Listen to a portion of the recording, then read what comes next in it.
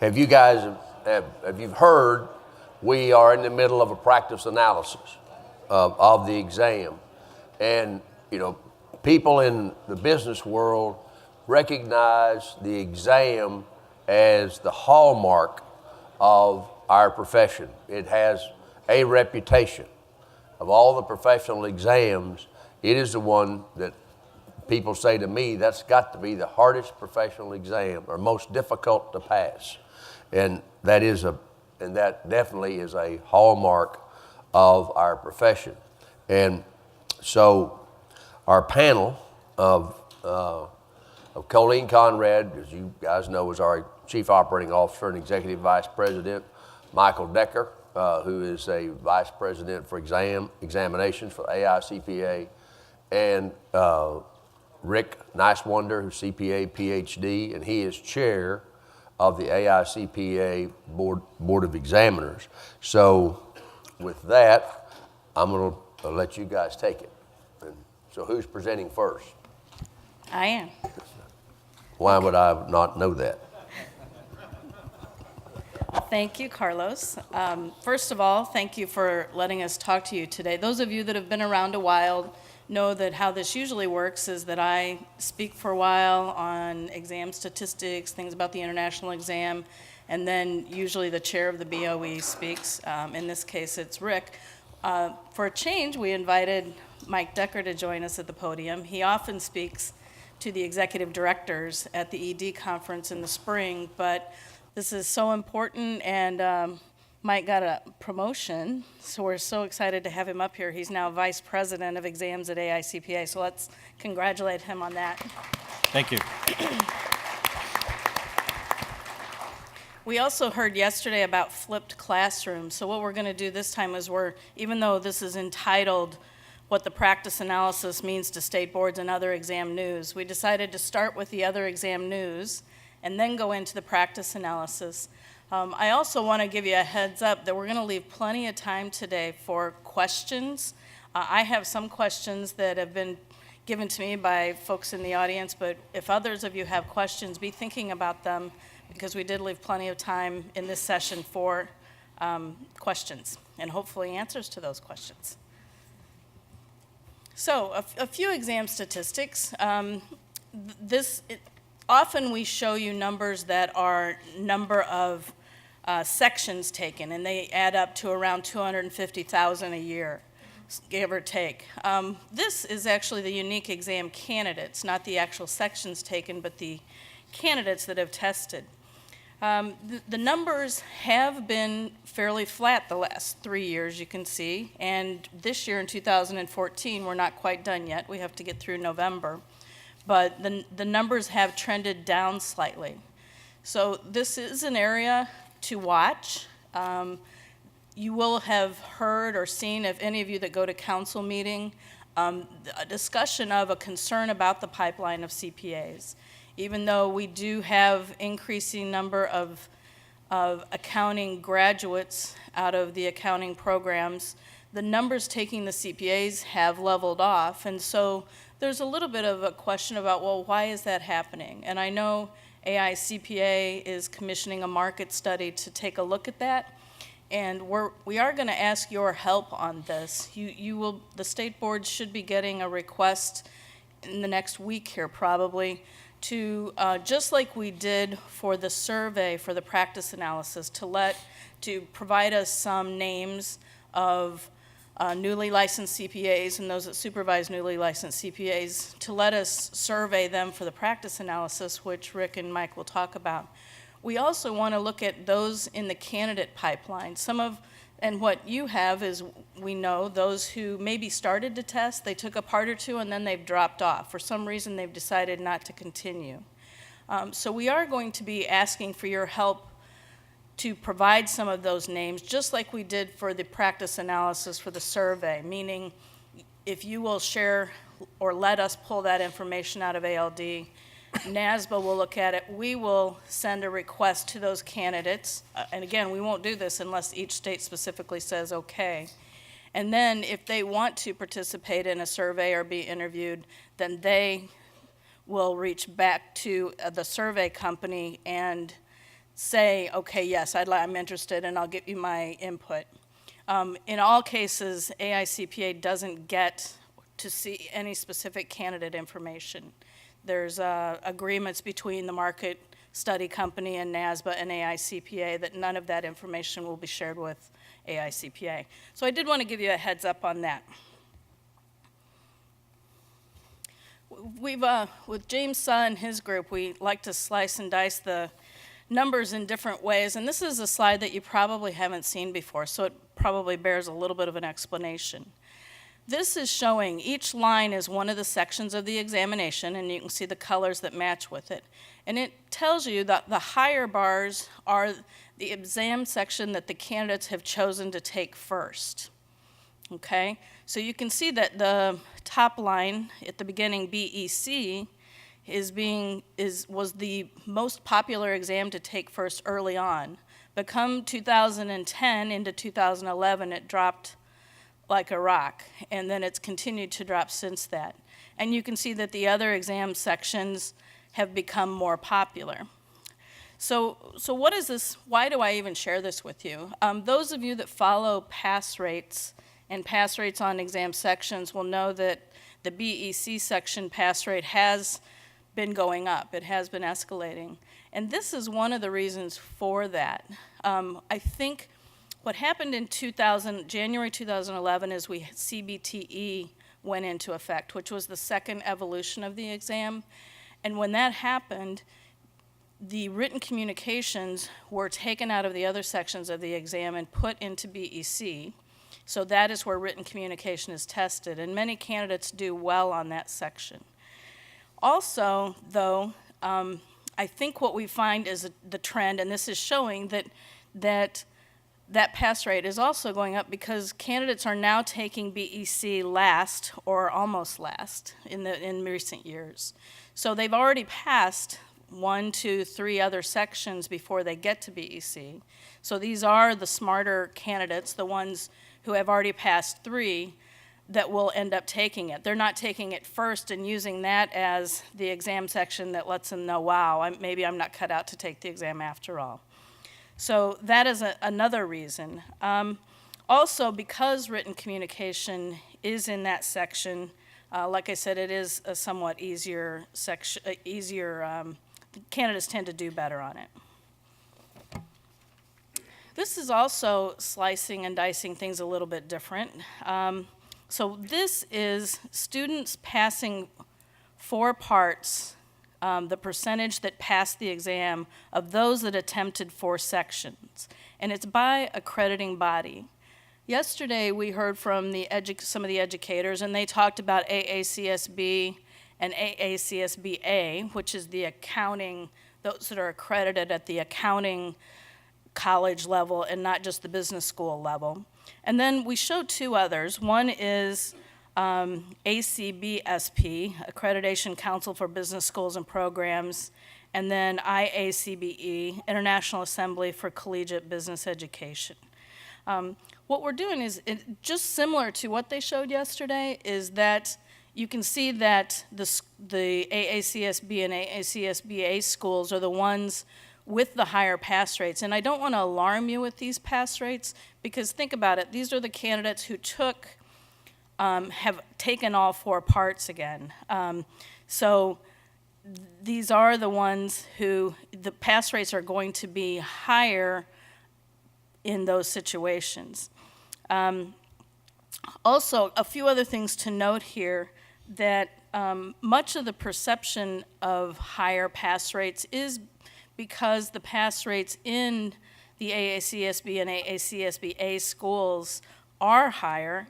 And nearly, I have a note here that between those top 2, that accounts for 70% of those taking the examination. So it's a big chunk of candidates taking the examination. Also, I think it's interesting to note that there's been a 30% increase between 2006 and 12 in the percentage of students from the AACSBA programs who passed all 4 parts within 12 months. So what we're finding are those that are passing more quickly. That too is one of the things we look at when you say, well, maybe the number of sections taken is leveled off. If candidates are not having to retake, that's going to drop those number of sections. We also know that there are several big states that have had recent changes in laws. Just like when you go from 120 to 150, it may slow down the candidates in taking the examination. We know that there's been some things with several larger states that's actually helping exacerbate that issue.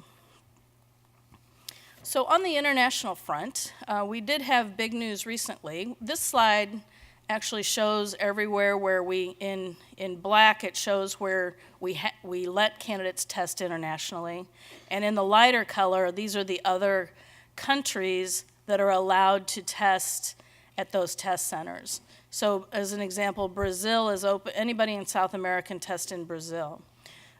In red is the new addition as of October 1st. We made the determination to allow candidates from India to test in the Middle East. We do not let them test in India, and there's various reasons for that, including political with the Indian CPA societies.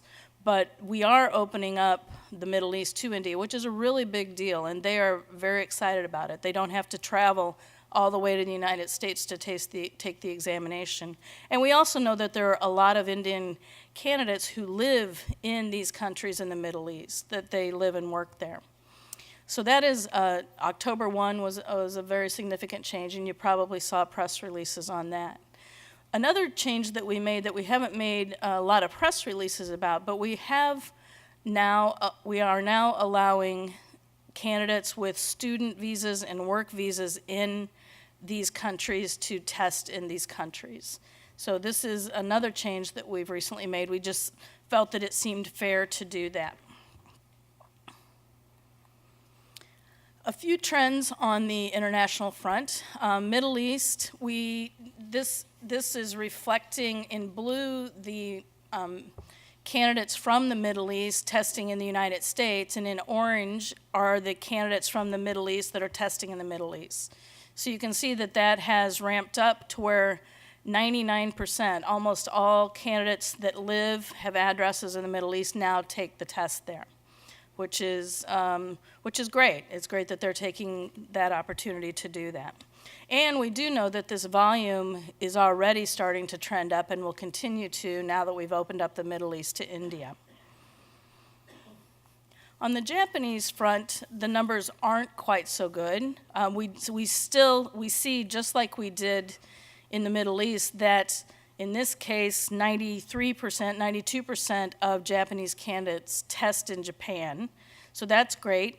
But the volume in Japan has dropped off a little bit and didn't come back. I know we had tsunamis and there were some big issues in Japan, and we hoped that the numbers were going to drop and come back, but they really haven't come back yet. And I do know that AICPA and Prometric and NASBA's communications group do consistently reach out. We provide a Japanese website. We provide people, we have webcasts periodically. We do the same thing in the Middle East too, but we do continue to reach out to them on that.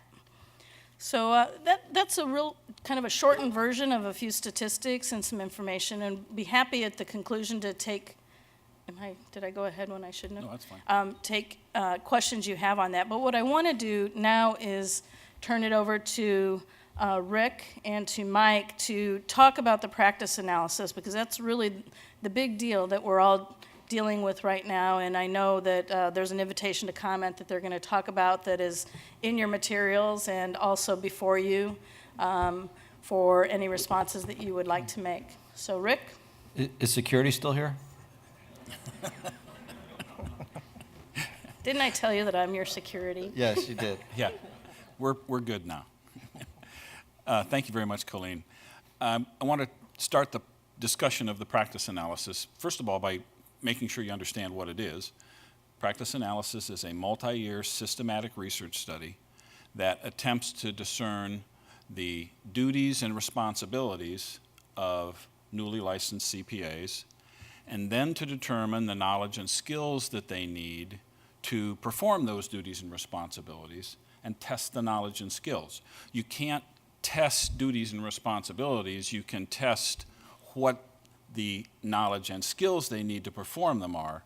So the process that we're going through is that multi-level process for newly licensed CPAs. And when we're done with this process, we're helping to make sure that the exam continues to maintain relevance, helps protect the public interest, and is a leading model in assessment. The CPA exam, coming from someone who has heretofore did not deal with this on a day-to-day basis, the technical expertise that's on the exams team, their national and international renown for putting together an exam that is an extraordinary assessment model, it really opened up my eyes. What we are doing with the practice analysis is ensuring currency with the profession by stepping back and taking a look every 5 or 6 or 7 years at the totality of the exam.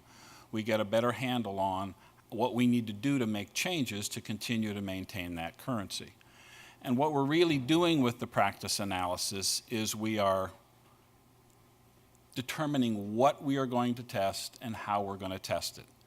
When I talk about this amongst many groups, at the most fundamental level, that's what we're doing. What do we test? How do we test it? We have a timeline that we've been working on this thing for a little while.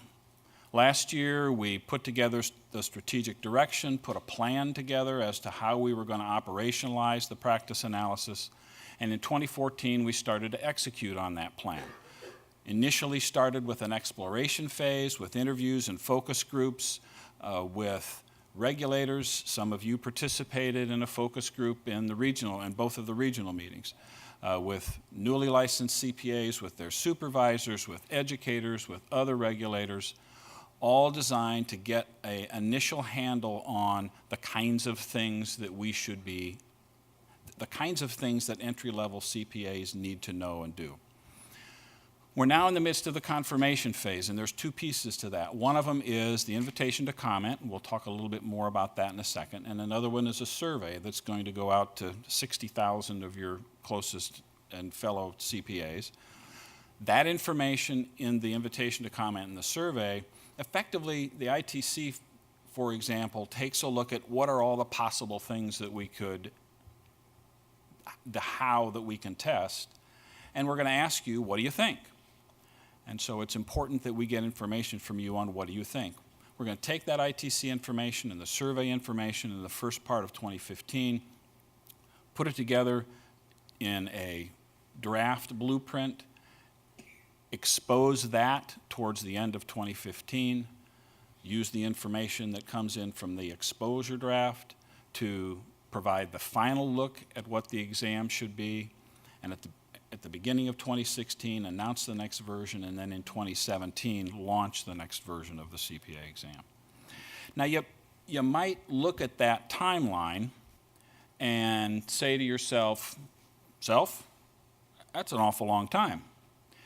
And to some extent, it is a long time, because we're trying to put together an exam that is legally defensible, that is of high quality, and helps protect the public interest, and those things don't occur overnight. The other thing to notice on that, to make sure you're aware of, is that we don't wait for a practice analysis to update the content. We're updating the content on an almost continuous basis. This just gives us the opportunity to step back and look at the exam in its totality. There's 2 chances, two official opportunities that you have to influence the next version of the CPA exam. One of them is an invitation to comment going on right now. Mike will talk a little bit more about that. And the next one will be an exposure draft expected about a year from now, in the same general time frame between September and December of next year. The invitation to comment predominantly asks the question, how do we test? The main issue is asking questions about changes in how the test is conducted and put together. We're going to use the information from the focus groups to help inform that invitation to comment, already have done that. And this is a public invitation to comment open to anybody in the industry, and we hope that you either individually or as state boards will comment. Your comments will be taken extraordinarily seriously. We don't have any preconceived notions at this point, and the process is designed to help us understand what the profession thinks. So, Mike? Thanks, Rick.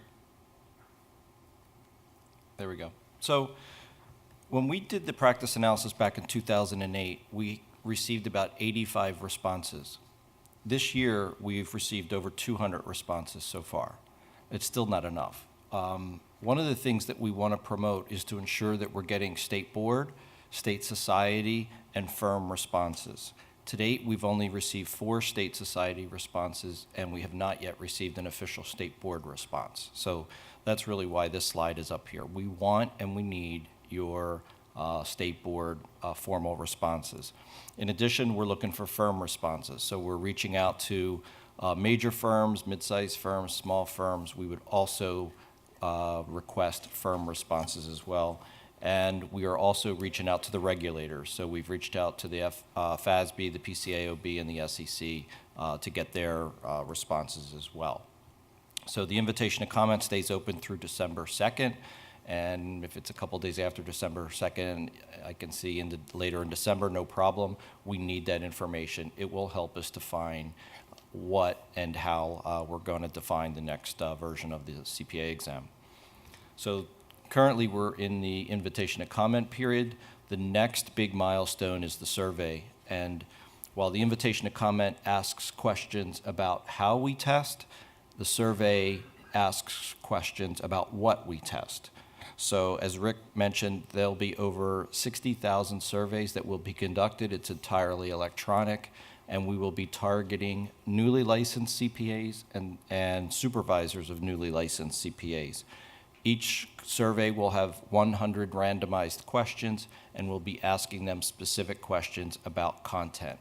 The survey taker will be able to go in and out of the survey as long as they want, and all the questions will be saved. Then they can hit submit, and then we get the responses. So back at the shop, we will take all of the invitation to comment feedback. We will take all of the survey feedback, work with the psychometricians, work with all of the CPAs on staff. We have over 75 volunteers under the direction of the Board of Examiners led by Rick. We'll work with NASBA, we'll work with Prometric, and we will then work to draft the exposure draft. That will be exposed to the public in August of 2015, which is our proposal, our final proposal for definition of the next version of the exam, which includes what we're going to test and how we're going to test it. And then that draft will be open for public comment. Okay, so what are we doing at this point? So everything is electronic. The invitation to comment is on our website at aicpa.org/next-CPA exam. If you're lucky, you get to see the video from Rick. That's also on that website. The invitation to comment is there, and all of the survey and the exposure draft will be posted there as well. As Rick stated, we have not made decisions based on what the design of the new test is going to look like. But we do, we are looking at the invitation to comment responses received to date, and we are sort of seeing trends and/or gaining that preliminary feedback. One is, and this came loud and clear in a meeting with a large firm that I had. At the end of the meeting, I was walking out, and they said, "Listen, we know that the exam needs to be updated, but we trust the exam. We trust that the candidates that pass the exam and come into our firm, have that base knowledge, and we build on that. So we get that there's that there's some change coming, but whatever you do, don't screw it up." So, I take that to heart because, as Carlos said, the exam plays a very important role in protecting the public interest. We've got a psychometrically valid and reliable and accurate and current exam, and the last thing we want to do is invoke change for the sake of change. we want to invoke change because change is necessary, because it helps the exam becomes more authentic, because it makes the people that pass the exam and go through the process proud of the exam, and because we can potentially do a better assessment because the exam will become more authentic. So we've heard complaints that, maybe should we consider a chat window because newly licensed CPAs use chat with their clients, or maybe they're used to listening to voicemails and or engaging in video conferencing. So how do we make that assessment so current that it's as if the newly licensed CPA is in practice, and how do we make a better assessment as a result of that? That's one of the challenges with which we're faced. The other thing that we're hearing is how do we assess advanced skills? So with the advent of technology, the normal generation of journal entry, some of that is now being, and or the creation of financial statements, some of that is now being completed by technology and not by a newly licensed CPA. However, someone's got to interpret that information. Someone's got to analyze, maybe recommend or critique based on something that they may see in the journal entry. So do we need to raise the level of what newly licensed means? And does the knowledge and skills of a newly licensed CPA need to increase? And therefore, does the test need to assess at that level? And it doesn't mean it's going to be harder. It just means we're going to be testing different things. And I can envision that there will be sort of a broader and in some cases deeper assessment in certain areas. Now, for example, the big example we use is stock-based compensation. I don't think a newly licensed CPA masters stock-based compensation, so I don't think we would go deep in that area. But in other areas, maybe tax-deferred expenses and things like that, clearly, or audit plans, clearly a newly licensed CPA would have to have very deep and broad knowledge in those areas. So that's the kind of thing that we're sort of working out. We've got some thoughts about how that's coming through as we see the invitation to comment feedback. No decisions have yet been made. And as we work to design the next version of the exam, we've got to work with the board and the content committees and the subcommittees and with NASBA, to put that plan in place. So as Rick said, the invitation to comment is December, survey in January, exposure draft in November. We're going to announce the next version of the exam in 2016, and we will launch the next version of the exam in 2017. One of the things that we're going to do with this practice analysis is use it as a best, really take this practice analysis and figure out how can we conduct a practice analysis more efficient and more often. I don't think it's appropriate for us to update the exam every 7 years. I think technology and the profession advances much greater than that. So while I don't think we would be in a continuous practice analysis, I do think that the exam would need to change every 2 or 3 years. But if we do it in the right way, again, we're not creating too much change in the marketplace, and the candidates can easily adapt. So again, between now and the end of the practice analysis, all of the information is available on the website. If you have questions, the three of us are on the road. Call us, write us. We're all on the exams team and staff are on social media, and we really do need your feedback on the practice analysis, especially the invitation to comment and the survey statements. Terrific. Okay. Thank you for the information on the practice analysis. I do want to let all of you know that NASBA is developing a formal NASBA response to the invitation to comment using input from multiple committees within NASBA, because it does involve the knowledge and skills of folks on multiple committees. So we will be providing that to you so you can see that. And if your board is going to have its own response, we also want to offer ourselves at NASBA, those that are deeply involved in the examination, to come to your meeting, to talk with you about it, to get on a conference call, with your board, or anything we can do to help you. And probably more than anything, to give you context and basic knowledge which will lead me now to a few of the questions. And if you do have specific questions, if you want to come to the podium or to the microphones, I want to make sure we get your questions in too. But these are some that I've heard as we've already been talking to some of our committees and to board members around the country. So the first question I have is for Mike. Several of the very first questions in the invitation to comment center around asking you, the respondent, should there be 4 sections? Do we have the right 4 sections? And then it may make you think, well, why do we have 4 sections? Why isn't it one big test? Why don't we chunk it up even more? So my question to you is, could you give us a little history about why we have 4 parts now? Why is it multi-part? And since it is a high-stake examination, I'm sure there's more to it than just a decision to have 4 sections. Yep. Okay. So the 4 sections were created as audit, financial accounting and reporting, business environments and concepts, and reg, which is both tax and business law. So those 4 sections were defined when the exam went computerized back in 2004. And you heard from Carlos, that's 2 million sections ago and 10 years ago. So those 4 sections were deemed to be, at least 3 of them were the pillars of the exam. And I think that remains true to this day. We don't think we'll have a CPA exam without tax, financial reporting, and audit. Clearly, they're the 3 pillars.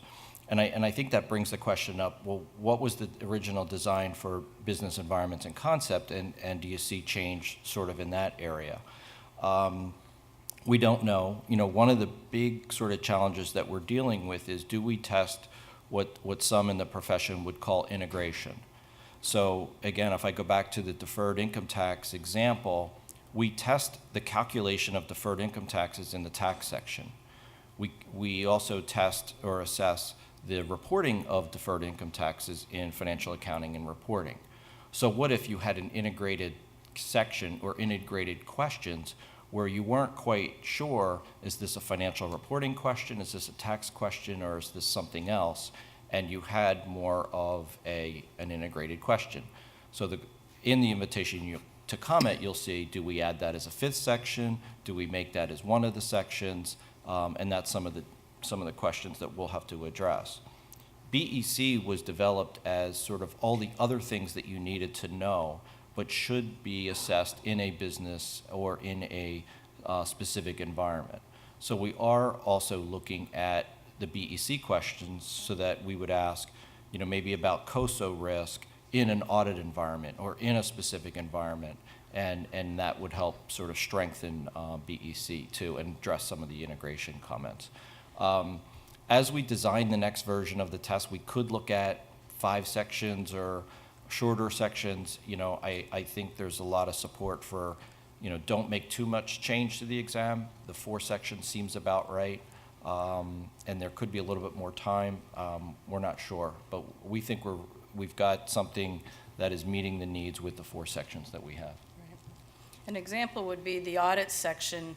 Since it is one of the one thing CPAs can do that no one else can do, you don't want to water down that section. You only want to test audit by itself, because if you combined it with other topics and you did great in those other topics and just on the audit stuff, then you may not really be ascertaining that candidate really understands and knows the audit skills. Yep. Rick, this one was a little bit of a tough one, but not for you, I'm So sure. I get it.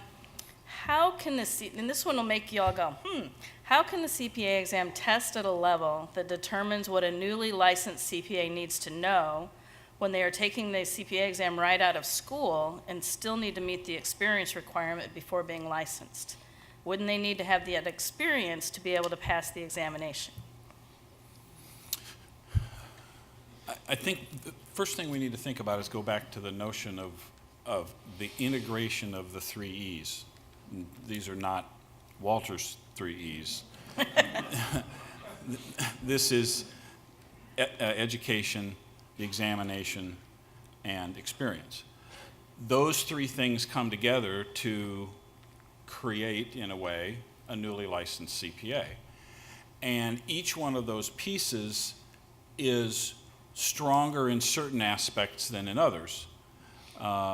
Education provides a lot of the technical material that an accountant needs to know, but doesn't provide a lot of the experience unless they're doing an internship or something like that. The exam makes sure that the potential licensee received the necessary level of technical experience and is able to demonstrate that clearly, but also provides some of the integration activities and analysis activities that you get when you have some experience. And the experience component doesn't teach a lot of the technical stuff. That's not what it's intended to do. It's intended to help more fully round that candidate to be able to have the necessary business acumen to be able to be a newly licensed CPA. So those three pieces work together, and at least in my view, I think that the exam is probably going to be moving a little bit more towards some of the integration and the application things, but it's never going to test experience in the way that you and I would think of experience, because it's almost impossible to do so. And when you put all three of those pieces together, I think you have a combination of things that helps us all feel more comfortable that we are protecting the public interest. But is also an exam that, for the most part, a student coming right out of school has the ability to do reasonably well at. Hence the fact they need a 75 and not 100. Yes, indeedy. There Thank you goodness they don't need 100, or none of us would be here right now. Very thorough answer, thank you. Mike, we saw in the invitation to comment that you are asking, okay, what if we put Excel on the exam instead of using the version of a spreadsheet that we're using? Or what if we add audio visual, or we do other things to make the simulations more complex or more like what candidates would use as they're working today? And so you talk about these improvements, and then you ask the respondents whether they think that price increases to the exam could be acceptable to make these improvements and enhancement. Can you give a little more detail about why increases would be necessary, and when would the boards and candidates be aware of any increases? Did we ask if they would accept price or how much they would accept? I don't forget. I think you kind of gave them a range, but yeah. So essentially the costs for developing the exam and maintaining it and developing the content, staff, travel, committees is increasing. So that's one factor. The other factor is we are thinking that the exam will have more simulations than multiple choice questions in the future versions of the exam. Task-based simulations cost more to develop, cost more to maintain, and candidates tend to remember them, so we cycle through them a little faster than we do multiple choice questions. So we believe that the development of the next version of the exam, including the research study that we're currently in, will definitely cost more, and our annual operating costs will increase, and the cost of developing and maintaining the exam will increase over the next few years. So we do think there could be a price increase. We don't know what that is, but there's a couple sort of other pieces to that equation. Number one, under contractual agreement with Prometric and with NASBA, there's a 2-year notification period for the state boards. So we have to notify the state boards 2 years in advance of any price increase to the exam. So that's one. We'll let you know 2 years in advance of any price increases.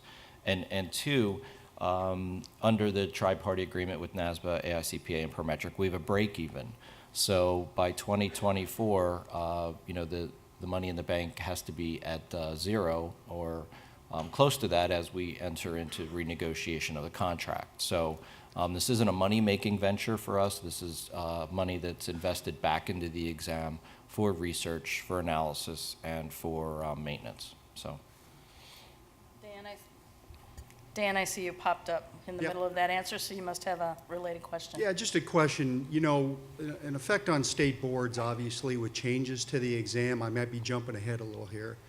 But, you know, we have, in our regulations, many of us might have specific requirements tied to the current exam. And if there are changes made, we're going to have to get in position to maybe, you know, change some of those regulations.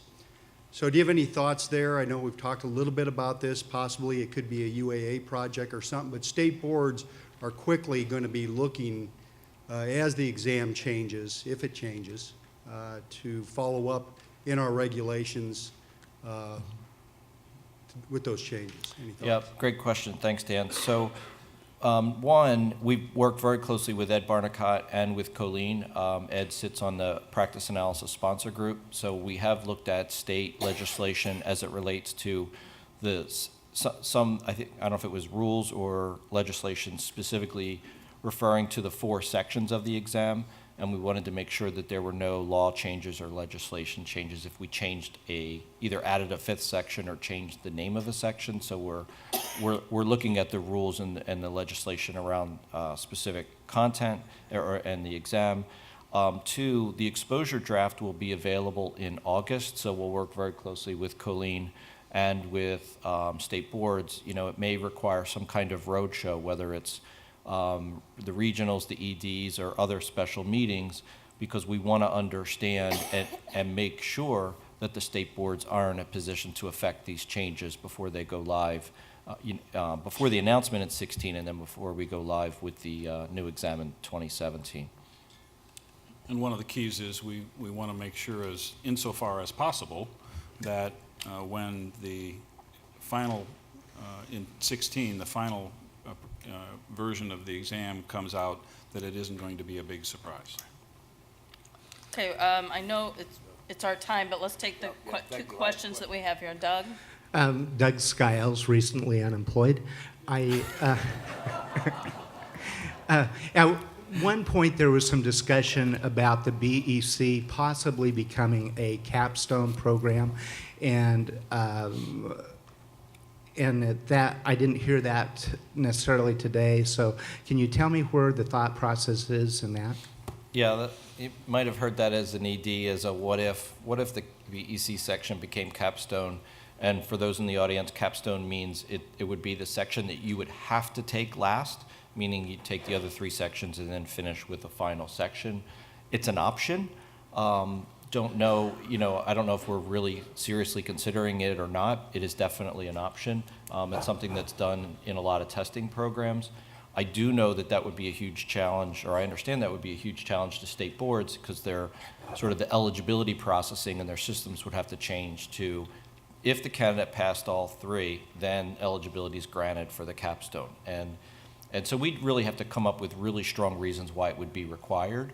If I had to roll the dice, I'd see us more focused on integration and not capstone, and that we could do without order.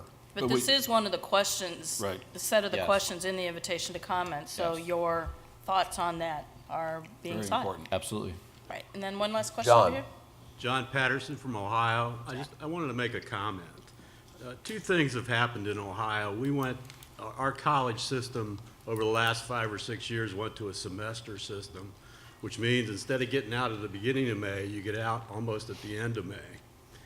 And then recently we went to 150 hours to sit, and I thought the academic community was going to burn me at the stake. And here's the comment I get universally from every professor I talk to.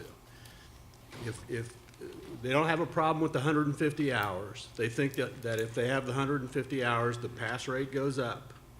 But they need to take 2 sections immediately upon completion. And they're telling me that their registrar can't get the transcript out, and they're not going to be able to take it in May. They're going to have to wait till July. If you wait to July, every professor I've spoken to says the pass rate dips and the interest in completing the exam at all goes down. So I would ask you to add something to your list. Your list is what we test and how we test. Add when we test. If we had a June window I think your columns up there would go up, is what I'm told by every professor in the state of Ohio. That more people would pass the exam, more people would be interested in completing it. Thank Yep. you. That's very, very That's Good helpful. feedback. There's actually a place in the invitation to comment, I think, for other suggestions, so I would encourage you to include that. And we've received that request, so we had the off month back in the day because we needed time to get the exam down to per metric and get it out to their network, and we needed time to score the exam and ensure that there were no errors made. We will definitely look at what I call it the test administration model. So we will also definitely look at when we test and if changes come to that as part of the announcement and then the launch of the new test. I don't see us making changes before that, but we'll definitely explore if we can make changes in the announcement of the new exam in 16, launch in 17. And this is another example from someone in education of having to make sure that our processes in the registrar's office or wherever are as up to date as they can be, and that can sometimes be a struggle in an educational institution, but that's an important component as well. Okay, guys? Thank you. Thank you.